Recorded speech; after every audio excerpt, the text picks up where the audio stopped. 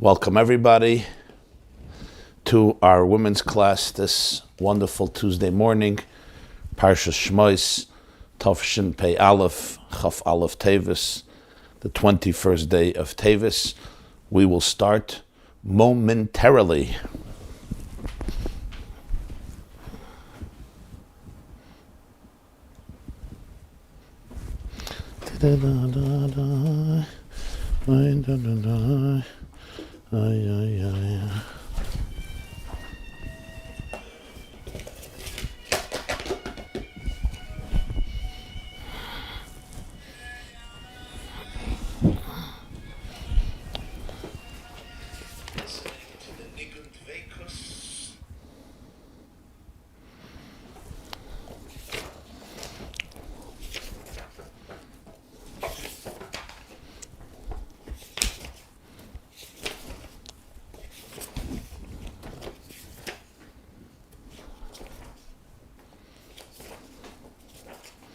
How are we on Zoom?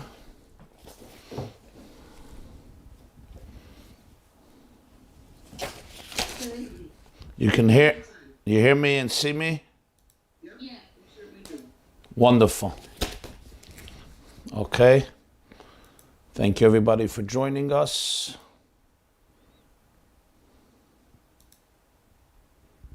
Baruch atah Adonai Eloheinu melech haolam shehakol niya b'dvarei.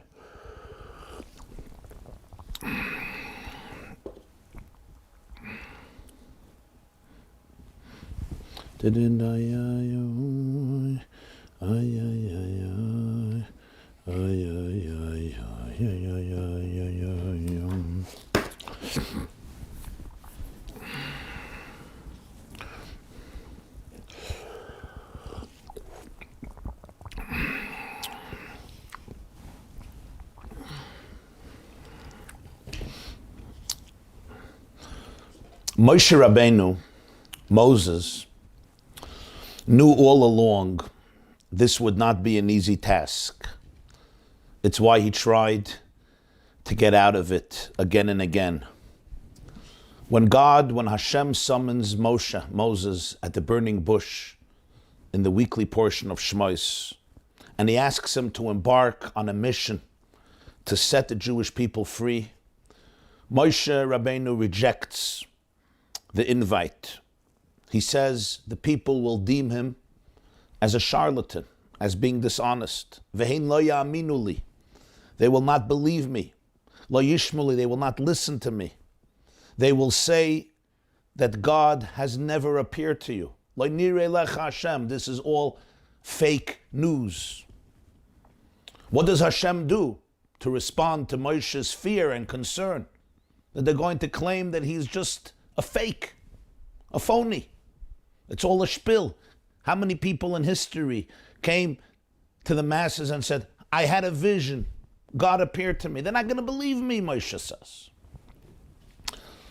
So, as chapter 4 of Exodus, Perek Dalet of Shemos tells the story, Hashem gives Moshe 3 signs to perform for the people.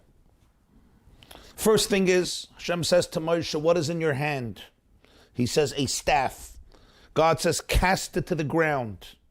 Moshe takes the stick and casts it to the ground. It becomes a nachash, a serpent. Moshe runs away from it. Hashem says to Moshe, no, stretch forth your hand and take hold of its tail. Echois biznavai. So Moshe stretches forth his hand and he grasps the tail of the snake, and it becomes once again a staff in his hand. And as the verse continues, so that they will believe you. This is the first sign. Then Hashem says to Moshe, I want you to put your hand into your bosom. So Moshe takes his hand and he puts it into his bosom. He takes it out, and Yadai mitzayras kashalak. Looks like he's a leper. His hand is white like snow. Hashem says, put your hand back into your bosom. He puts his hand back into his bosom. When he takes out his hand of his bosom again, it has become like regular, normal flesh. Then God tells Moshe, you shall take water of the Nile and spill it upon the dry land, and the water that you take from the Nile will become blood on the dry land. These are the three signs, the three initial wondrous, miraculous events that Hashem entrusts into Moshe's hands in order to perform in Egypt for the purpose that the people of Israel, should not be able to say, this is bluff, this is fake news. They should be able to embrace. What I want to ask you today is, are these just cute, charming, fun, divine magic tricks? We take a stick, becomes a snake, becomes a stick. We take our hand, suddenly became white like snow, then it's normal flesh. We take water, it becomes blood.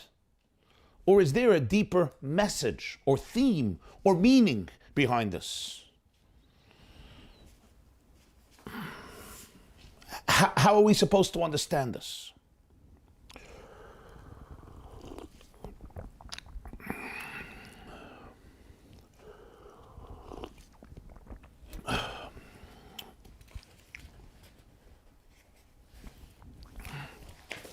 So I want to present to you one possible thematic interpretation that gives new depth to the story based on various of the Mefarshim, various of the commentators throughout these portions that deal with the Egyptian exile, bondage, and then the ultimate redemption. I'm also thankful to my dear colleague, Rabbi David Foreman, for his classes and writings, lovely classes and writings on this subject. For this, you have to really read through the story and read through the story very carefully, and then a deeper theme emerges. Why did Moshe reject the mission? What was he afraid of? God says, I want to send you to liberate the people. They say, great, I'm going. Just out of simple empathy. But Moshe explains why he doesn't want to go. He is daunted by three major concerns that really make him feel that he should not be doing this. First of all, he says, the people won't believe me. They won't listen to me. They're going to say God never appeared to me. Fake news. Remember, the people have been oppressed for so long. They're accustomed to the norms of slavery. They're accustomed to bondage, to oppression. They won't believe him. They're downtrodden. They're dejected. They're weak. They're crushed. They may not even be capable of hearing a voice of liberation, of emancipation. Second, Moshe was also afraid for himself. He felt he is not suited for a task of such magnitude. The Torah says that Moshe says to Hashem, Mi anoichi ki elech al parev chi oitzias bnei Yisrael meretz Mitzrayim. This is in Exodus chapter 3, at the burning bush. He says, who am I that I should go to Pharaoh and that I should take the children of Israel out of Egypt? Where do I come to fill such incredibly big shoes? And he continues, he says, God, I beseech you, be Adonai, lo yesh dvarim anoichi. I'm not a man of words, neither from yesterday, nor from the day before yesterday, nor from the time that you have spoken to your servant. I am heavy of mouth and heavy of tongue. Kvad peh ukvad lashon. But there's a third concern. Moshe is afraid of Paro. He's afraid of the people. He's afraid of himself. Am I up to this task? I can't even speak. I can't even articulate my words. But he's also afraid of the king. How can he, an ordinary person with a speech disability, confront and triumph over the most powerful man in the world, the monarch of Egypt, which was considered somewhat of the superpower of the time? Why would Paro listen to me, as he says? He says to God, how can Paro listen to me since I speak with faltering lips? Ani aral sfasayim. I'm plugged. You want Paro? Paro is going to obey me. He's going to respond to me. As it turns out, Moshe was correct on all three counts. Despite his initial success in persuading the people, when he comes to Egypt, they believe him. Things soon start to go very wrong, and they continue downhill. He was right. Furthermore, Moshe's first appearance before Paro is disastrous. Not only does the king reject Moshe's request to let the people travel into the wilderness for a holiday, he makes life much worse for the Israelites. They must still make the same quota of bricks, but now they have to gather their own straw. The people turn against Moshe and Aaron. As the pasuk says at the end of Shemos, they tell him, may God look at you and judge you. You have made us obnoxious to Paro and his officials and have put a sword in their hand to murder us. Moshe and Aaron return to Paro to renew their request. They perform a sign. They turn a staff into a snake. Paro is unimpressed. His own magicians can do the same thing. They can also take a stick and turn it into a serpent. Next, they bring the first of the plagues, where the water of the Nile indeed turns into blood. In other words, they do the first and third sign that Hashem showed Moshe when they first met at the burning bush. You remember the three signs? The first and third sign they do for Paro. The stick becomes a snake and then the water becomes blood. But Paro is not moved. He will not let the Hebrew slaves go. And so it goes on and on 9 times. Moshe does everything in his power and finds that nothing makes a difference. The Israelites are still slaves.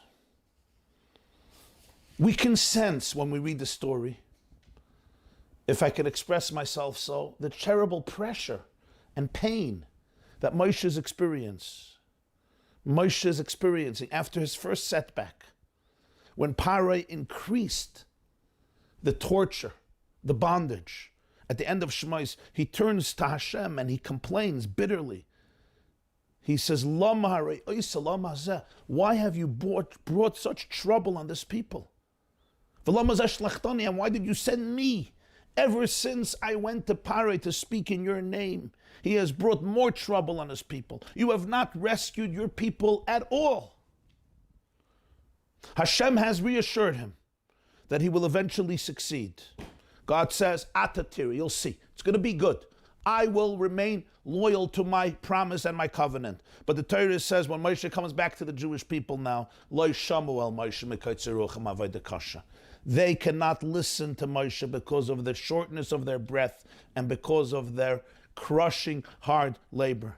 Moshe turns to Hashem and says, if the Jews will not listen to me, why would Paro listen to me since I speak with faltering lips?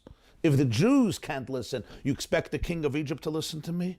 Alas, all of Moshe's initial fears were confirmed. The people rejected him.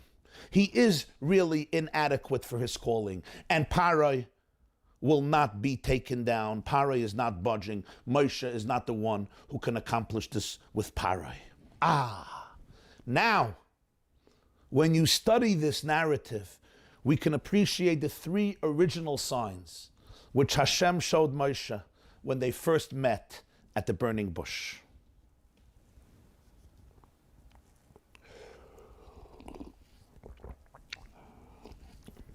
And the following insight into the meaning of the signs is based on a commentary known as Nachalas Yaakov on Parsha Shemos and on Parshas Vayetze. It was written by one of the great rabbinic figures of the 18th and 19th century, Rabbi Yaakov,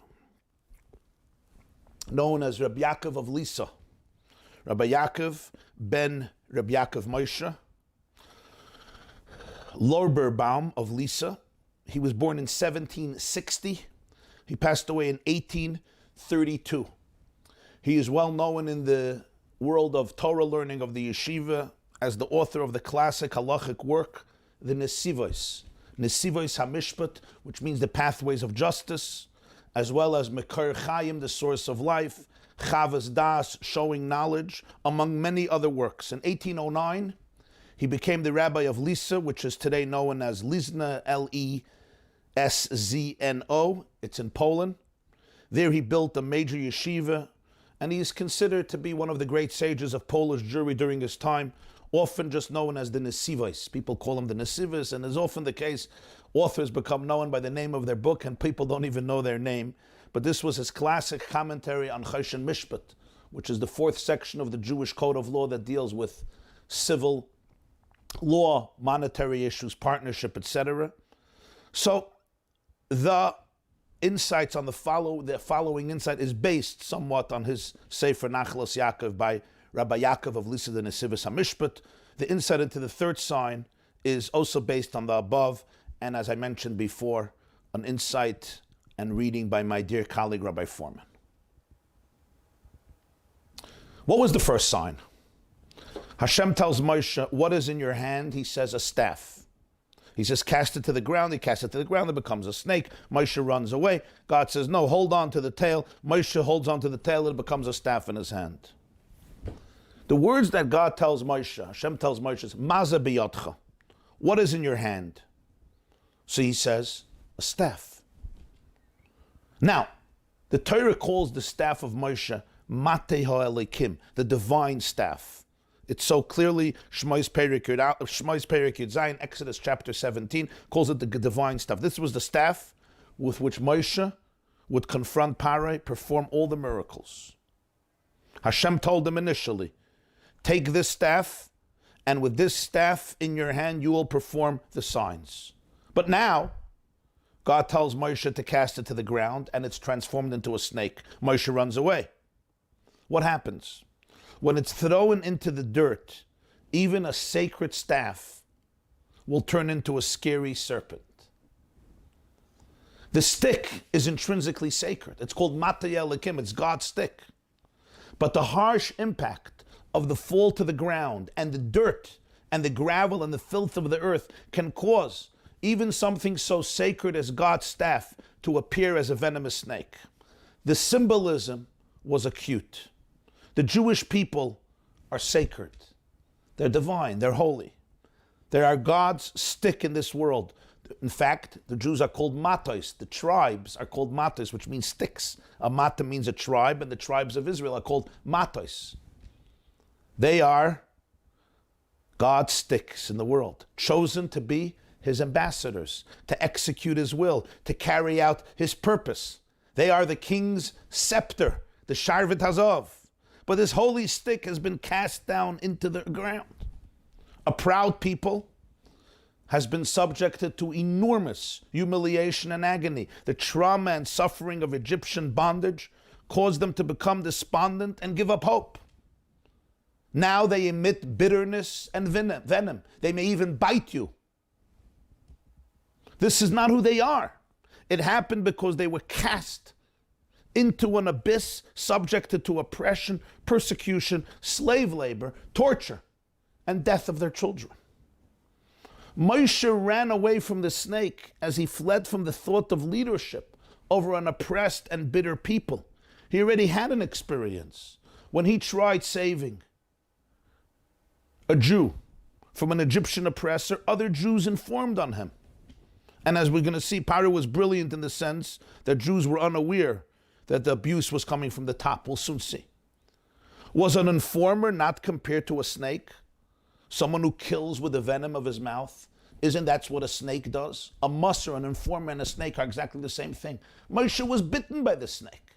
He remembered in his youth when he tried to save a Jew from an Egyptian, and what happened? He killed the Egyptian, he saved the Jew, and then a Jew informed on him to Pharaoh. And Moshe was almost murdered. He had to run away to Midian. He had to flee Egypt. Moshe already had experience. This is not easy. And God does not disagree with Moshe. God does not say that the snake is not venomous, the snake is not scary, but he shows Moshe a profound truth. Trauma causes us to often lose our innate identity, to forfeit our inner beauty and sacredness. The scars and wounds and frustrations and bitterness and disappointment and sadness and agony and suffering and pain of life cause people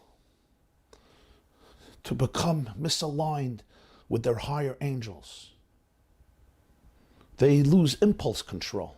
They're reacting from their amygdala, from their reptilian brains, if you want to use that language. They're not fully aligned with themselves, with their own power. The people are not bad, but you have to understand the distress that they're in and the tears that they have endured. Don't judge them. Don't dismiss them. Don't cast them away. Don't be afraid of them. And don't run away from them. They are God's staff. I know your instinct is to run away very, very far. You're afraid of that snake. Don't be afraid. The last thing they need from you is to be afraid of them. You remain there and you hold on to them. Stretch forth your hand and hold on to its tail. You know what you need to do? Lift them up. Take that snake and lift it up. Lift them up from the earth, and the scary snake will suddenly become God's staff.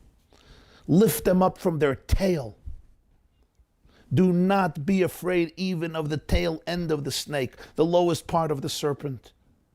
If you can only lift it up, if you can extract it from the dirt and show it its potential, elevate it to a more sublime place, show it its possibilities, the pristine divine holiness will emerge. At this point, they may not believe in themselves. How can they believe in you, God tells Moshe. You want them to believe in you. They don't believe in themselves. You want them to believe in you. They see themselves as snakes, as serpents, as venomous.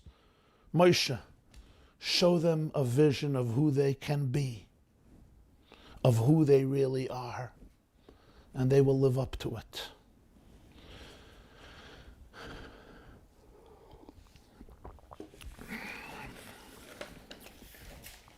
Then comes the second sign. What was the second sign?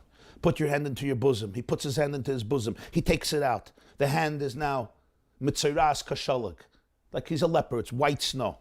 Hashem says, put your hand back in your bosom. He puts it back in his bosom. He takes it out. It returned to normal flesh. There's a powerful pasuk in Tehillim, a powerful verse in Psalms chapter 74. Lama sashiv yadcha v'minecha mikerev cheikcha chalei. Why do you withdraw your hand, even your right hand? Draw it out from within your bosom. In the Tanakh, holding your hand in your bosom symbolizes confining your influence, suppressing your potential, holding back your power. That's why the psalmist says in chapter 74, why do you withdraw your hand, even your right hand? Take it out from your bosom. Take it out from your chekecha. Let's see it. Let's see your influence. Let's see your power. You remember the verse in the Song of Songs? Yoinasi b'chagvei hasela, my dove is hiding in the clefts of the rock, b'seiser hamadrega, under a hidden step. You know, the bird is so afraid to get caught, to get hurt, so the bird is hiding in that rock, in the cleft of the rock, in the secret of the step.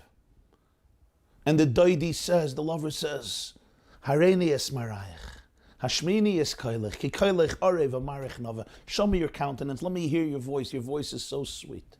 And your countenance so beautiful, so delicious. Was this not what Moshe was doing? Obscuring his radiance and potential? Living in isolation when he can change the world? Is this not what Moshe was doing? Keeping his hand tucked into his bosom? There's also an expression in Yiddish, fegelach im bosom. It's a lovely Yiddish expression, which literally means don't deceive yourself. Don't tell yourself fake stories like birds in the bosom. Yeah, you can't keep birds in the bosom. They're not made to be in the bosom. Your wallet you can keep in your bosom.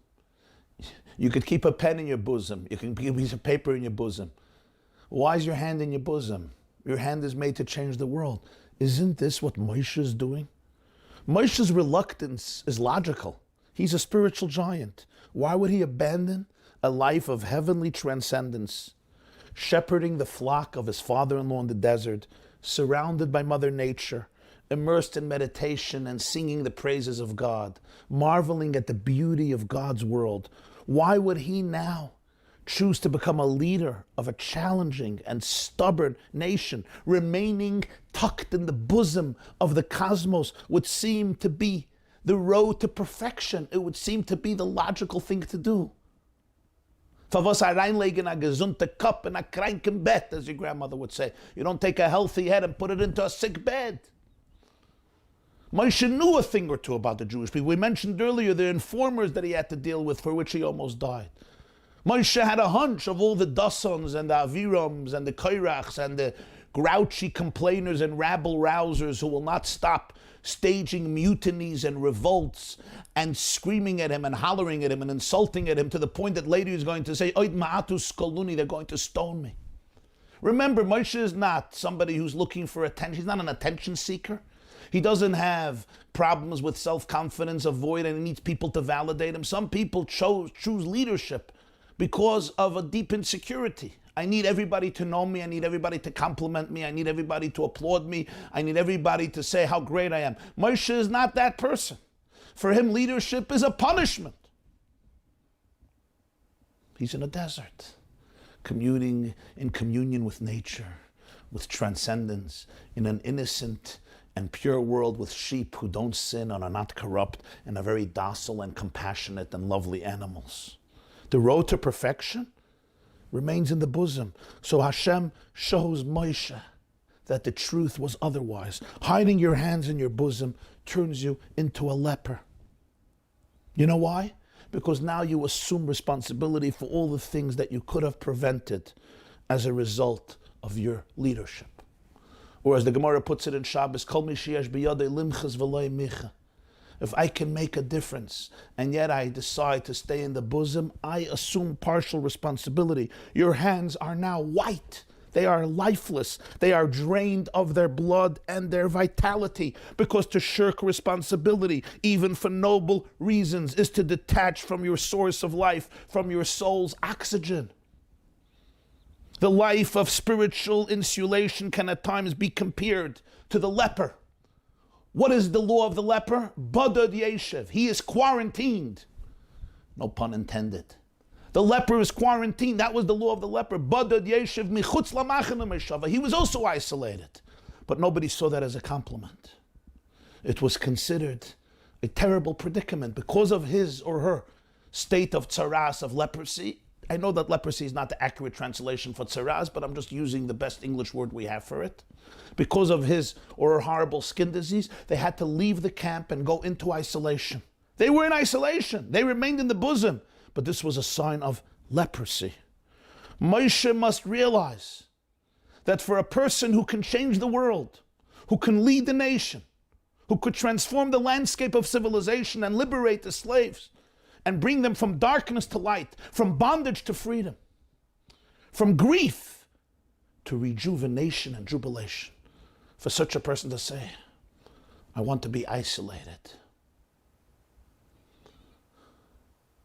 This is a form of a death sentence, because I'm killing my potential, my soul's calling, my destiny, my vocation, abandoning my mission in the world.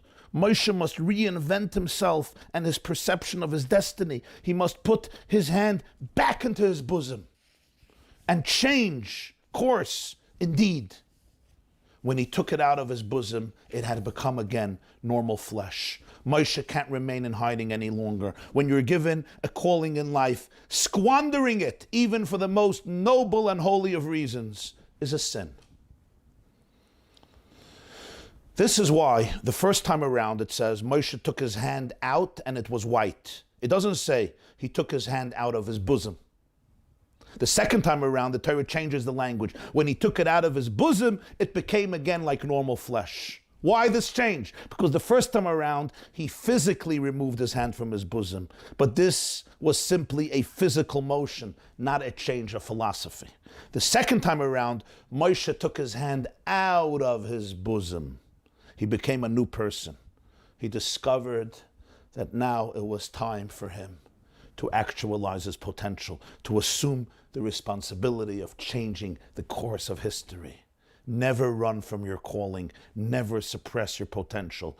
Never keep your hands tucked away in your bosom. Lama sashiv yadcha v'yimincha mikerev cheikecha chalei.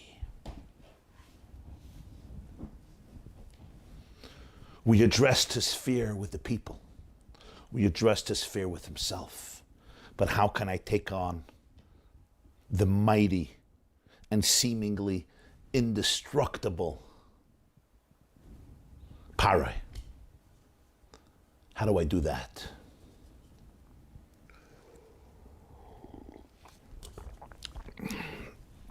For this, God gives him one more message.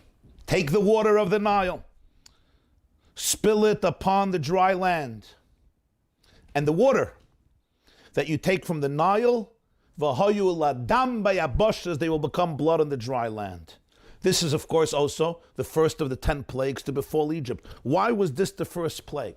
Why is this sign so important? Isn't it just another magic trick? We take the water, pour it down on the ground, becomes blood. Okay, wonderful. And this becomes the first and famous plague, Dam, the opening of all the 10 plagues. The water becomes blood.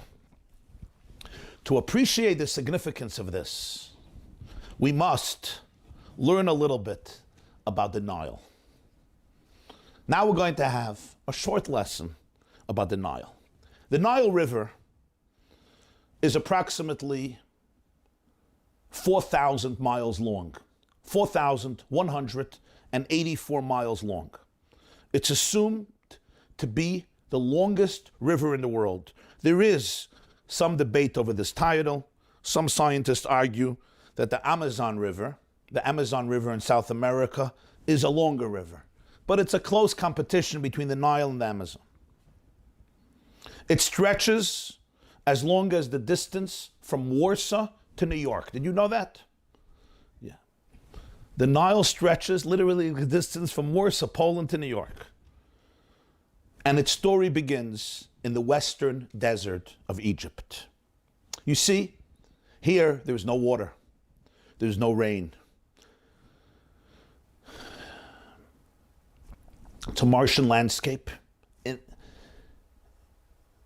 It's not conducive for inhabitants, except for a few scattered oases. It's a Sharon playground for dust storms and for locusts, where shovel-snouted lizards dance on 2 feet to avoid the scorching sands of midday. This is Egypt without the Nile. Small wonder that the ancient Egyptians prized and venerated the Nile River. It was their god. As the Medrash, Rashi, the commentators point out again and again, they worshipped the Nile, literally. How can a river be a god? Because the Nile single-handedly saved their civilization. How did the Nile allow the ancient Egyptians to live and farm on dry desert land? The answer is that the river flooded every single August. And when it did, all the nutrient-rich soil carried in the water spread across the riverbanks, leaving a thick, moist mud perfect for growing crops. From its cooling waters came a tremendous diversity of fish.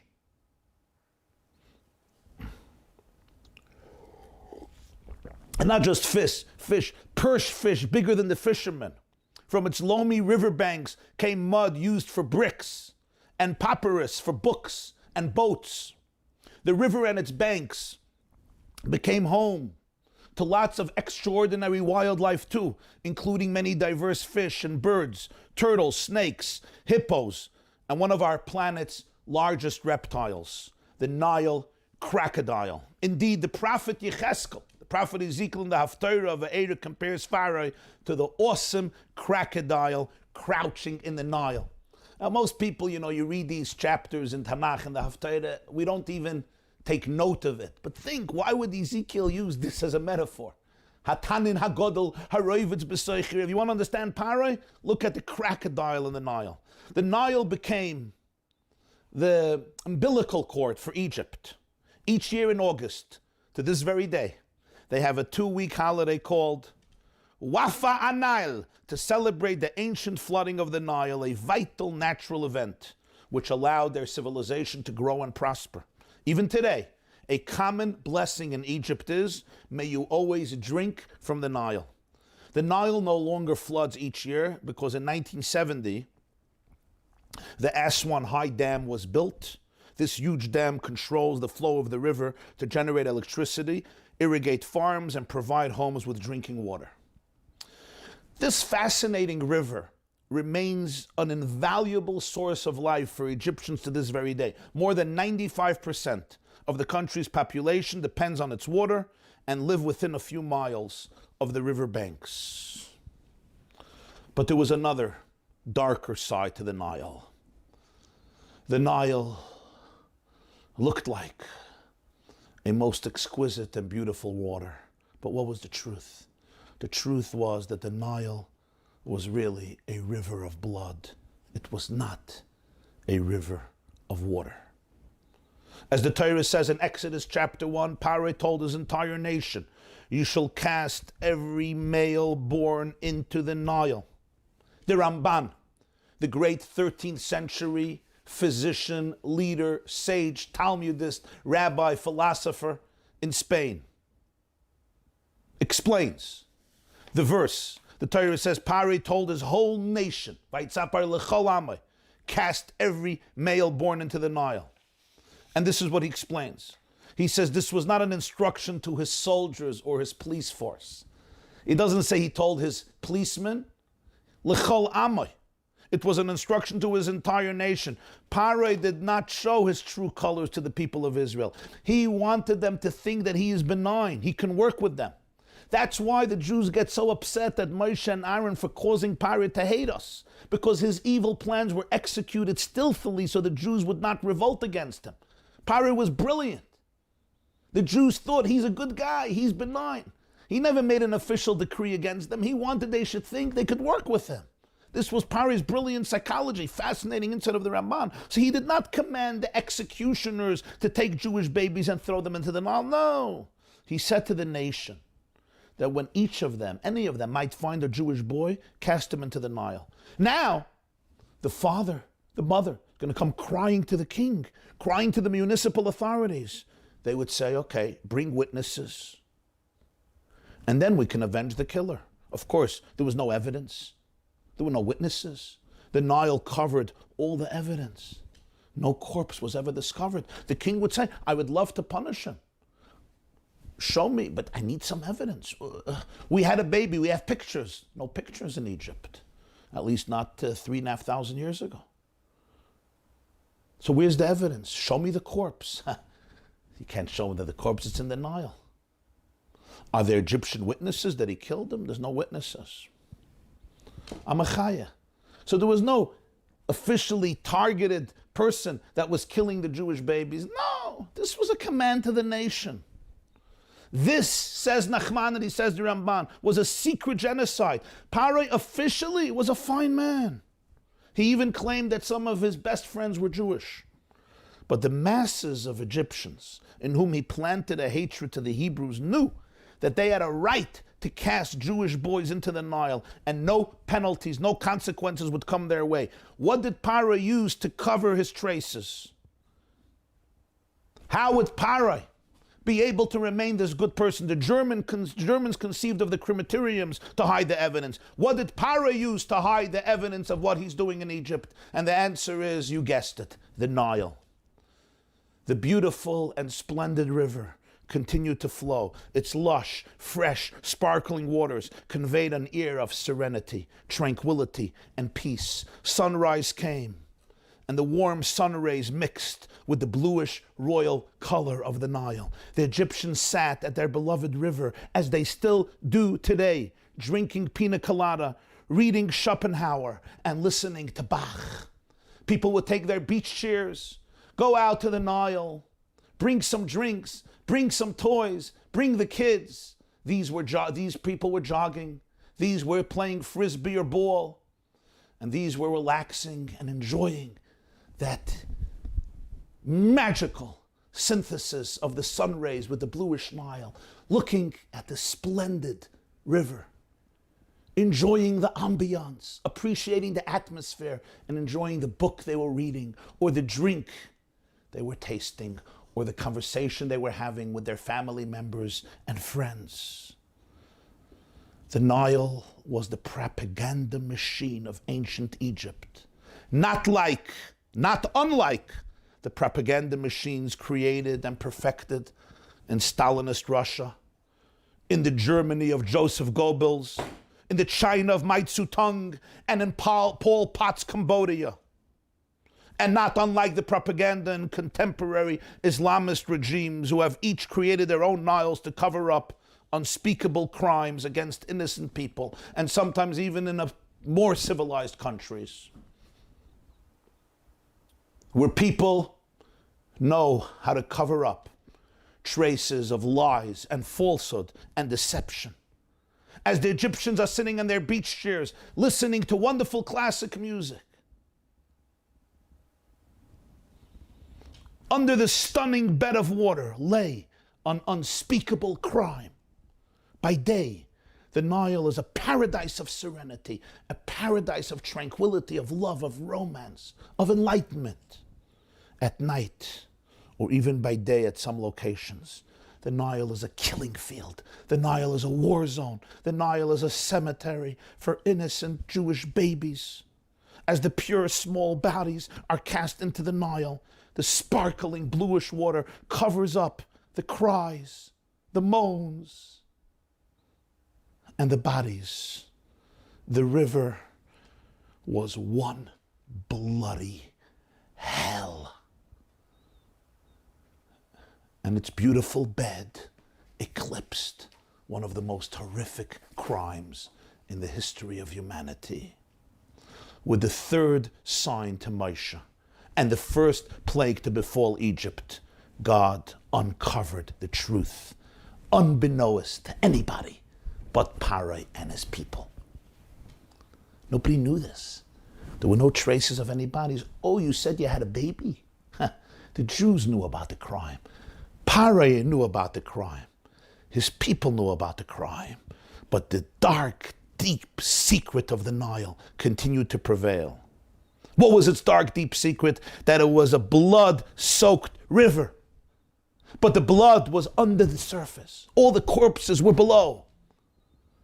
But then, this dark, deep secret rose to the surface. The venerated God of Egypt, the beautiful Nile, the source of life and prosperity, was a hiding place for unspeakable cruelty. God showed Moshe and then to the entire land of Egypt that it was all a lie and that you can't hide your big fat lies from the ultimate source of truth. You may fool the world much of the time, most of the world all the time, all of the world some of the time, but God knows everything. You cannot hide behind your propaganda to eclipse your bloody evil. Paro is powerful, but the truth is more powerful. You will not be able to hide your lies forever. Ultimately, this river will emerge for what it really is. A cemetery filled with blood. With the miracle of the Nile, God showed Paro that I know everything. The sinister schemes will not be hidden forever. Paro, you are mighty, but reality will prevail. Such is its nature. It's real. Reality prevails. The blood on the bottom of the Nile will rise to the top and it will bring your downfall, even if not as fast as we would crave. The stain of blood would appear everywhere. The evil will be exposed. The Jews would learn the truth. All the Jews would learn the truth. The Jews knew what's happening to their babies, but they didn't know where it's coming from. Many Egyptians, bystanders who did not know, would learn the truth. The true color of Paro, the color of blood, and his regime would come to the surface. Redemption would begin. These three signs contain a timeless lesson for each of us.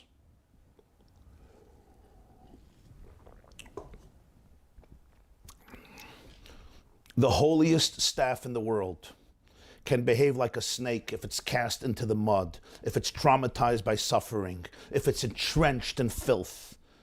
Don't fear it. Lift it up from the ground, caress it, and it will be metamorphosized. You may have a child, a friend, a relative, a disciple who sometimes looks scary. You don't think redemption might ever be possible. You don't think they can ever listen to you. You don't think they could ever believe in anything. You want to run away. You don't want to confront this person. Hashem tells Moshe, and he tells the Moshe inside of us, fear not what seems like a serpent. Lift it up, lift it up. Then comes the second lesson. I tell myself, I'm just a nobody. I'm a simple guy. I'm a simple woman. I'm a simple man. I'm a simple child, teen, older person. I can't make a difference.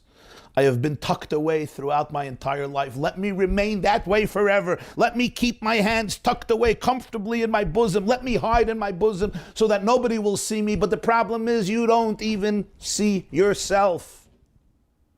In life and in today's world, this is not an option.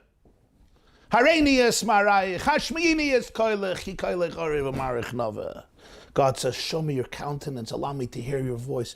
You have such a beautiful voice and such an extraordinary countenance. You have so much goodness. There's so much in you to give, to teach. You are an ambassador of love, light, hope, healing, authenticity, wisdom, redemption. Please don't run away from your potential. The world is waiting for your music. Humanity is waiting for your light. And that one individual whose life you can touch is waiting for your embrace and for your magical touch of love and gestures of kindness and wisdom. Finally, you may fear the various pharaohs in your life and in the world. You may fear to tackle injustice, abuse, corruption, violence, lies, falsehood, narcissism, selfishness, domestic abuse, child abuse of children, or of young people, or of anybody. How can you take on the powerful Pharaoh? How can you take on the powerful Nile? Remember, God knows everything. Nobody can hide behind the Nile forever to escape their bloody evil. As long as you are loyal to truth, fear not. Reality always prevails. Such is its nature. Those are the three signs God shows Moshe the first moment, addressing his three major fears: the fear of the people, the fear of himself, and the fear of Parai. Those are the three signs that still inspire us 3,500 years later, each one in our own way, to bring healing and redemption to the world. Thank you. Have a wonderful week. We'll take some questions.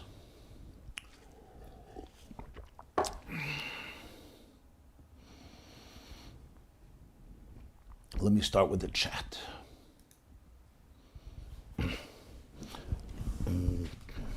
Ay, ay, ay, da, da, da, da.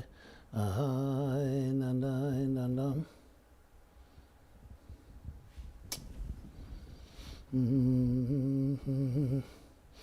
Ay, ay, ay, ay. Ay, ay, ay, ay, ay. Ay, ay, ay. Ay, ay, ay, ay. Ay, da, da, da, da. Ay, na, na, na, na.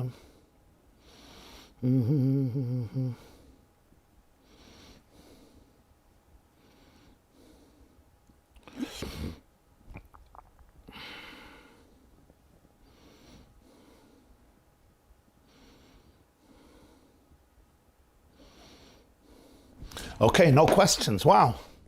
Wonderful. You guys are giving me a break today. So let me just announce, Thursday morning, 7:30, we will, God willing, have our Chassidus class, continue a mimer of the Baal HaTanya in Torah Or. Sunday morning, 9:30 a.m., we will stream live our third part of Basi Lagani 5721, discussing the three streams of Kabbalah. In the meantime, I wish you all a beautiful week and an inspiring week, and Hatzlacha in everything. Okay, let me see if there's questions. Okay. Bye-bye, and thank you everybody for joining us and coming and gracing us with your presence.